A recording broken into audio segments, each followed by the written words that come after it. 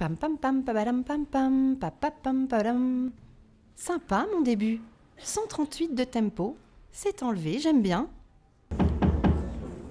Oups, désolé, on n'a pas fait les présentations. Je suis la partition des 5 pièces en trio composées par Jacques Ibert. 3 musiciens de l'orchestre des Pays de Savoie m'ont choisi pour célébrer le 30e anniversaire de leur formation. J'ai entendu dire à mon arrivée dans leur bureau que j'allais participer à un événement inédit. Mes collègues partitions m'ont d'ailleurs prévenu. Cet orchestre est original et porté sur l'innovation. Tiens, il me semble entendre un train. Eh bien, je vais en avoir le cœur net, on me sort. Des montagnes ? Mais où est la salle de concert ?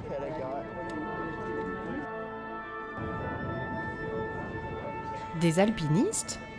Un musicien m'aurait-il laissé traîner dans son sac ? Ça y est, j'ai compris. Une partie de l'orchestre va tenter de me jouer au sommet du Mont Blanc, sur la plus haute scène d'Europe. Ils seront accompagnés de Marie-Ange et Denis, 2 collègues de l'administration de l'orchestre. Waouh ! Quelle aventure ! Les copines des autres orchestres vont faire une de ces têtes quand je vais leur raconter. Tiens, voilà Hugues, un des musiciens qui me fredonne.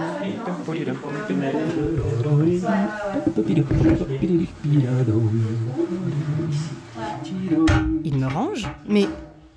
Ah non, ne me laissez pas au refuge.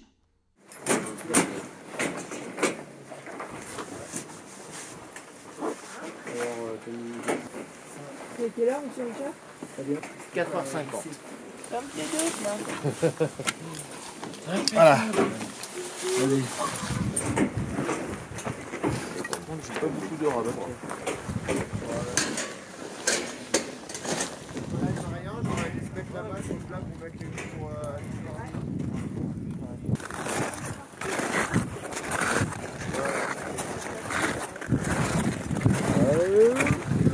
Alors ce projet Mont Blanc, au départ, on pourrait dire que c'est une discussion de couloir en fait, entre Richard et moi, tous 2 passionnés de montagne. Et on s'est dit, bah tiens, pourquoi ne pas aller essayer nos instruments au sommet du Mont Blanc.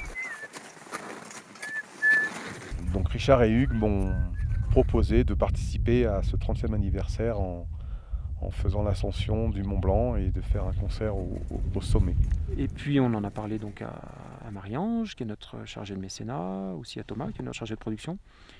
Et puis Marie-Ange s'est vraiment emparée du projet dans le cadre des 30 ans de l'orchestre, puisque cette saison, donc 2014-2015, clôt l'année d'anniversaire des 30 ans de l'orchestre. Et c'était aussi un beau symbole que d'aller fêter cet anniversaire au sommet du Mont Blanc, qui est évidemment le plus haut point des Pays de Savoie, qui correspond aussi au plus haut point de l'espace que remplit l'orchestre des Pays de Savoie, puisque la majorité de nos concerts se déroulent en Pays de Savoie.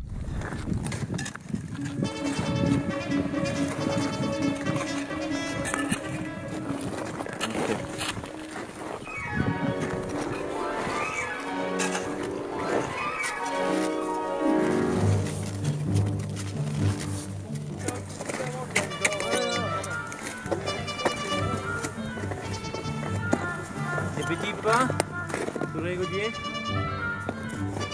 Voilà. Ouvre les câbles, tu tires bien le câble.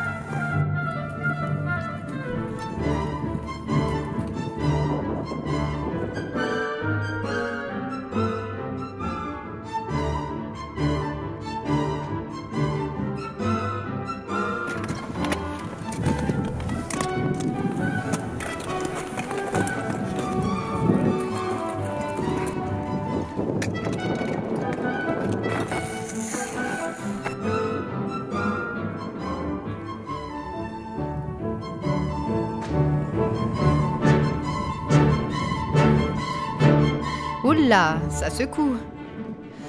Et on respire moins bien ici.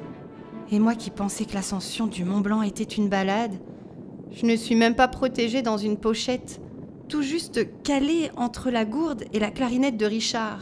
J'étais habituée à des tournées plus classiques et à plus de confort.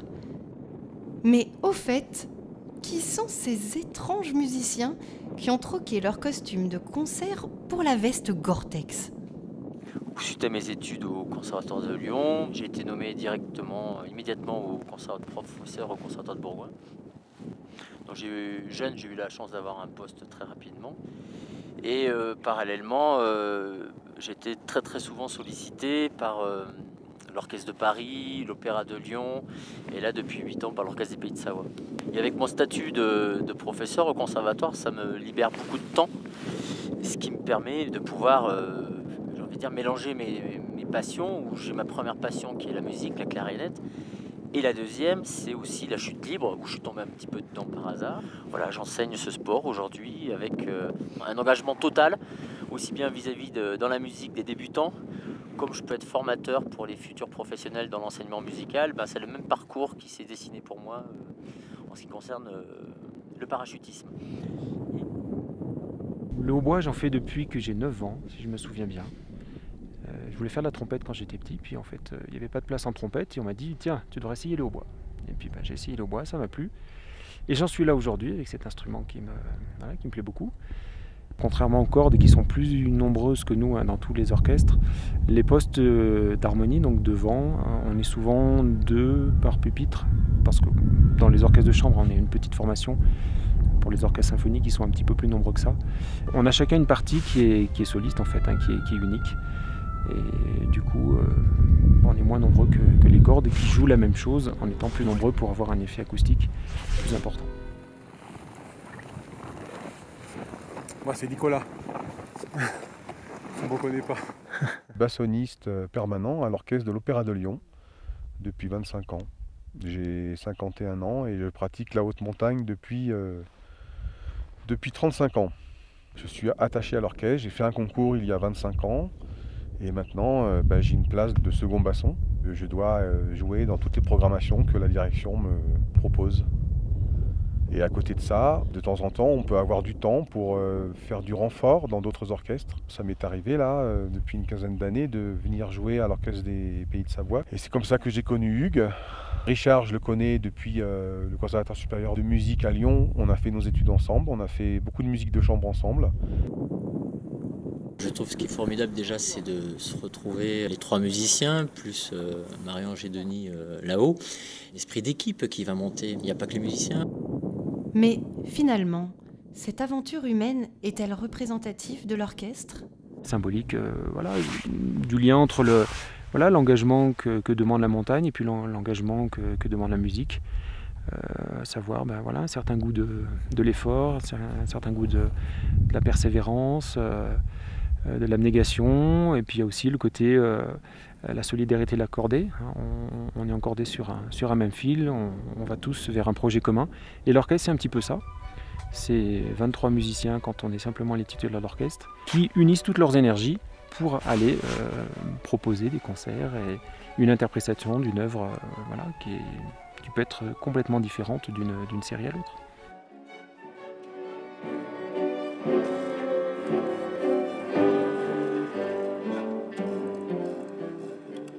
L'Orchestre des Pays de Savoie est un orchestre de musiciens professionnels donc qui ont été recrutés sur concours. Ce sont des concours très difficiles. Donc c'est des musiciens qui ont fait des très grands conservatoires. L'avantage de jouer avec l'Orchestre des Pays de Savoie, pour moi, c'est de sortir de la fosse d'orchestre et d'aller jouer dans une petite formation où on est plus exposé, on joue d'autres répertoires, on côtoie d'autres musiciens, on fait d'autres rencontres et ça nous enrichit professionnellement. L'orchestre fait beaucoup d'actions culturelles, c'est-à-dire on joue pour les collèges, pour les lycées, pour des publics empêchés, pour des gens qui n'auraient pas accès immédiatement à la musique ou des milieux sociaux ou des associations.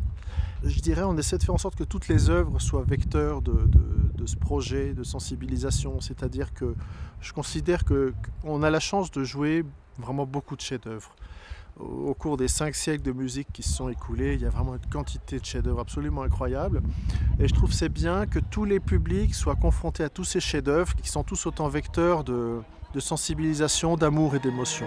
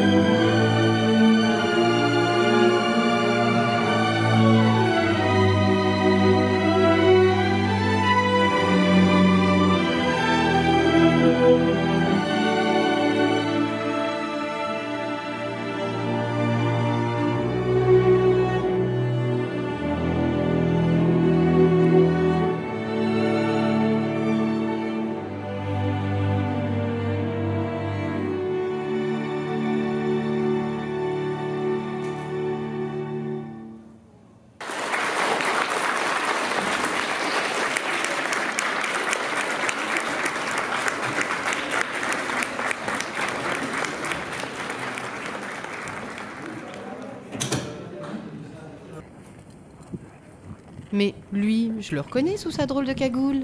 C'est Denis le régisseur. Ça alors, c'est la première fois qu'il quitte les coulisses des concerts pour chausser des crampons. Il faut reconnaître que sans lui, les musiciens perdraient leur repère.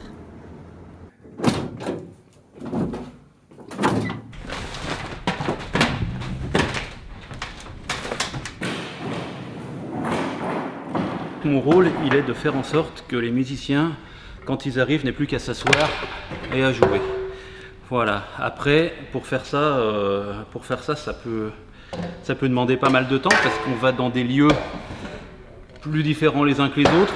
Ça va de la salle de concert prestigieuse comme le Victoria Hall à Genève jusqu'à ici un chapiteau ou alors une église ou un podium de salle des fêtes. Donc les conditions sont tout à fait différentes évidemment en fonction d'un lieu ou d'un autre. Et certains sont équipés complètement à 100% et d'autres il faut que je sois complètement autonome. C'est-à-dire qu'il faut que j'installe des praticables, des projecteurs. Donc à l'avance, j'établis une fiche technique. Je leur fais un plan de scène en fonction du programme du jour. Forcément, j'arrive avant tout le monde. J'installe, comme là je monte les pupitres que je vais installer sur scène.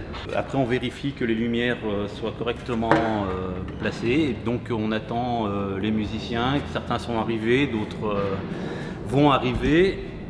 Et logiquement à 15h, ils n'auront plus qu'à s'asseoir et à jouer pour un raccord d'abord et le concert ensuite. Donc il y a toujours forcément des petits imprévus.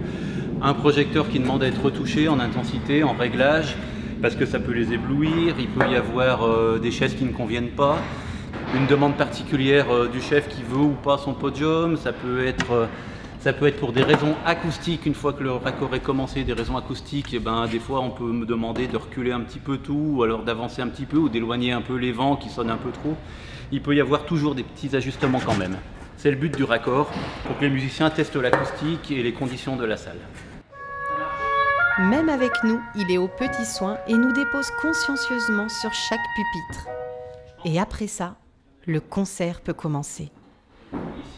30 ans, c'est un âge qui est jeune pour un orchestre, c'est l'âge de la maturité. On connaît des orchestres qui sont centenaires, mais c'est une cohésion de travail, c'est une avance collective pour appréhender tous ces siècles de musique et de chefs-d'œuvre qu'on a derrière nous et qu'on a en création, parce qu'en même temps, en étant orchestre actuellement, on joue aussi la musique d'aujourd'hui. Donc c'est poursuivre, je dirais, arriver à faire en sorte que l'âme humaine qu'on a réussi à mettre en musique il y a 5 siècles, traverse encore notre temps, qu'on puisse encore se retrouver tous, êtres humains réunis dans une émotion qu'ont connue des gens il y a très longtemps et qu'on peut connaître encore et qu'on connaîtra plus tard.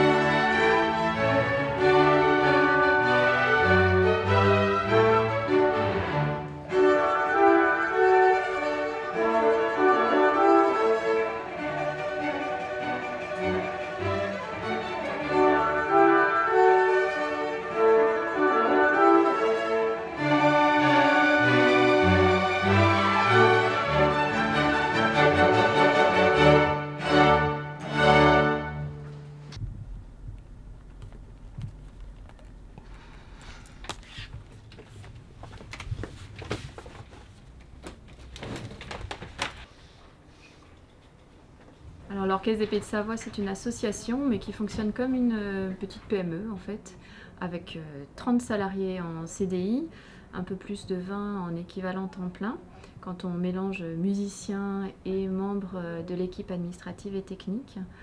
On a effectivement, en plus des 23 musiciens qui sont ceux que l'on voit à la scène tous les jours ou presque, on a aussi des personnes qui travaillent dans l'ombre, 8 personnes à l'administration et à la technique. On a aussi de la production. Alors c'est pas de la production industrielle, mais on appelle aussi production chez nous. C'est tout ce qui relève de l'organisation du concert. Rassembler les musiciens, les spectateurs, faire en sorte que le concert ait lieu dans des bonnes conditions. On a également une personne qui s'occupe de la bibliothèque de partition, qui représente presque un poste entier à l'Orchestre des Pays de Savoie. Ces murs sont pleins de partitions et elle confectionne, choisit, sélectionne, achète, loue les partitions pour tous les concerts. C'est une entreprise très particulière parce que nous sommes une vingtaine en France à fonctionner comme nous, c'est-à-dire membres de ce réseau national des orchestres en région. Nous avons un budget de 2 millions d'euros, dont 70% sont financés sur des fonds publics. Ça veut dire que 30% sont des recettes propres que nous devons aller chercher, soit en vendant nos concerts, soit en vendant des prestations aussi à des entreprises, soit en allant chercher de la philanthropie chez les particuliers ou chez les mécènes d'entreprise. Donc c'est un exercice qui m'incombe, ça, la recherche des financements, qui est un exercice toujours compliqué pour... c'est pareil pour tout le monde, surtout dans les périodes un peu difficiles comme aujourd'hui. Mais en même temps, nous, on crée du rêve, on crée de l'envie, on crée du désir, donc c'est peut-être plus facile pour nous que pour d'autres en ce moment. On fait entre 70 et 90 concerts par an, sur tout le territoire rhône-alpin et parfois en dehors de la région Rhône-Alpes également. On a une procédure très stricte qui assure la qualité à cet orchestre. Donc on a nécessairement un recrutement avec un concours ouvert au niveau international. Et donc se présente qui veut. Après, par contre, la sélection se fait sur la technicité, la performance artistique. L'Orchestre des Pays de Savoie est souvent une première étape de vie professionnelle pour des jeunes musiciens très doués, qui sont souvent d'ailleurs encore étudiants au conservatoire quand ils ont le concours à l'Orchestre des Pays de Savoie. Et à l'issue de leurs études, ils intègrent des formations en France et aussi à l'étranger. On en a une bassoniste qui est à Vienne, on a une oboïste qui est à l'Orchestre de Paris. On est fiers que nos musiciens aussi aillent dans d'autres orchestres et puis quelque part ils apportent avec eux ce qu'ils ont appris à l'Orchestre des Pays de Savoie et puis une petite atmosphère des Pays de Savoie quand ils sont dans leur poste futur. On est surtout content qu'ils aient passé une expérience réussie à l'Orchestre des Pays de Savoie et qu'ils représentent aussi la richesse de cet orchestre dans leur poste après.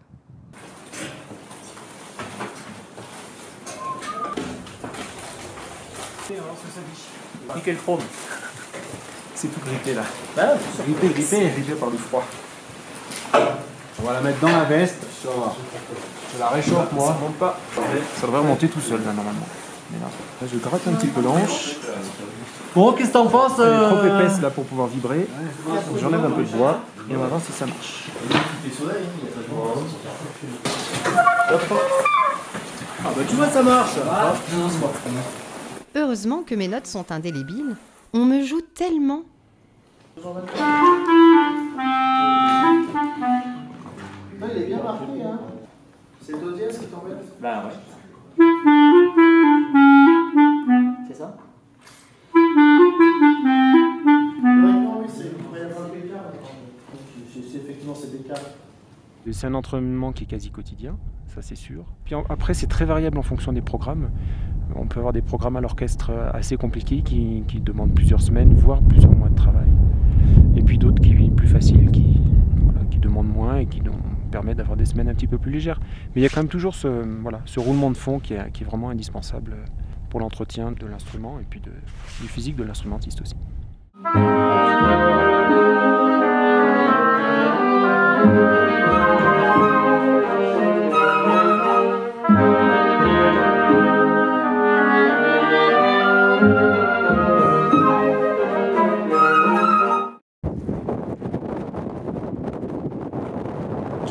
L'excitation sur le challenge que va représenter le fait d'essayer de jouer là-haut. Des parallèles, il peut y en avoir entre le sport et la musique. Dans le sens où il y a des performeurs, comme on dit, je trouve toujours qu'il y a des points communs et aussi des points communs dans la technique. Parce que apprendre un instrument, c'est très technique. Il y a des choses qui s'apprennent, qu'on développe. On ne joue pas tout de suite un concerto de Mozart. Quand on commence, il faut y aller très lentement, par progrès. Donc c'est toutes ces marges de progression qui sont un peu des étapes comme on gravit une montagne, sauf que nous, notre Everest, finalement, musical, on ne le connaît pas. Je pense qu'il y a toujours des artistes qui vont repousser encore plus loin les limites voilà, de ce qui est possible de faire en termes d'interprétation, de technique, de virtuosité. Ce qui n'est pas acquis, c'est de jouer, parce qu'on ne sait pas quelle réaction vont avoir nos instruments à l'altitude, à la température, à l'hygrométrie. Donc le challenge pour nous, il est là surtout. Voilà, de savoir ce que ça va donner là-haut quand on va arriver. C'est quoi le truc là ? C'est pas tellement l'instrument, parce qu'à 2000 l'instrument lui réagit pas encore trop, mais c'est plus sur les embouchures, les anches qu'on a, hein, donc en roseau, qui sont très fines et qui elles varient énormément en fonction de l'hygrométrie et de la température. Donc il faut un temps d'adaptation qu'on n'aura pas au Mont Blanc, puisqu'on va arriver là-haut, on va sortir les instruments, on va jouer assez rapidement. Comme disait Hugues, les paramètres au niveau du manque d'oxygène se ressentent énormément. Déjà à 4800, hein, mais la barrière devient de plus en plus difficile et on a besoin de respirer toutes les 3 notes.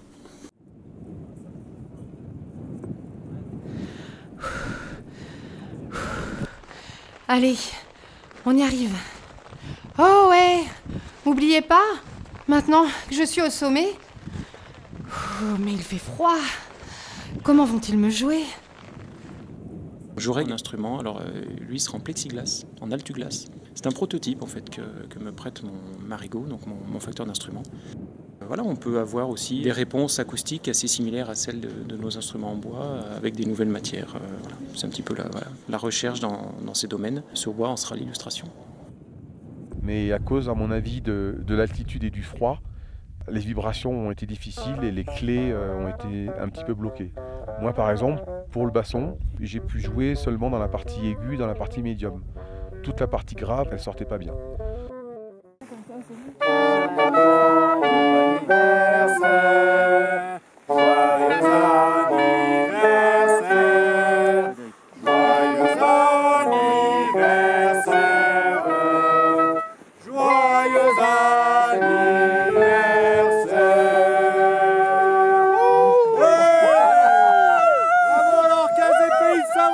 Bravo les musiciens!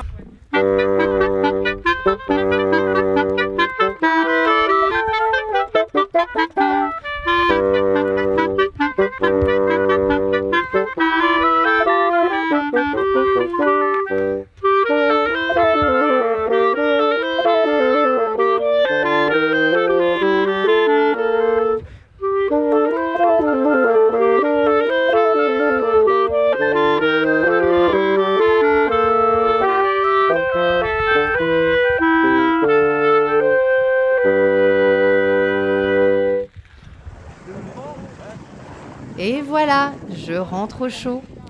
Mais où vont-ils me sortir la prochaine fois? Tout est possible avec eux. Pourquoi pas envisager d'autres projets avec l'orchestre, comme on vient de faire là avec le Mont Blanc. On est monté, pourquoi pas descendre maintenant? Il y a plein de grottes dans notre région, pourquoi pas envisager des choses comme ça, ou sur l'eau. On a beaucoup de choses à imaginer et puis à créer pour faire en sorte de décloisonner un petit peu la musique, de la faire sortir de la salle de concert et la proposer au maximum de gens dans un maximum de formats. Le futur de l'orchestre, déjà, c'est travailler toujours l'ouverture des publics. Je crois que l'avenir de la musique, il passe par le public. Il passe par un public qui répond présent, qui vibre. Et je dirais l'engouement que le public va mettre au-delà de l'orchestre, c'est défendre l'intérêt, la beauté, la richesse d'émotions de la musique classique.